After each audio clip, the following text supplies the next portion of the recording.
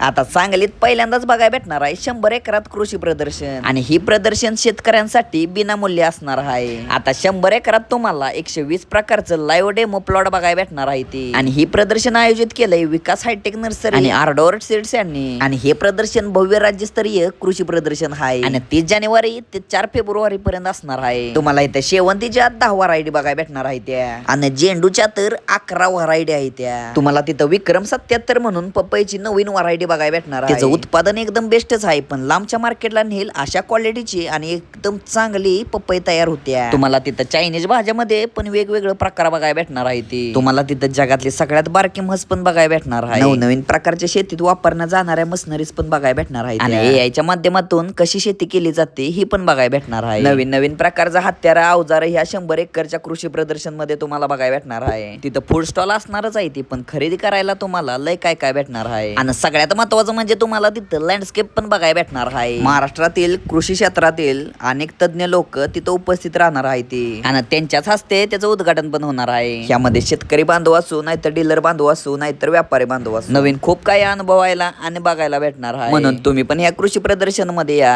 आणि शेतकरी मित्राला ही रील शेअर करा।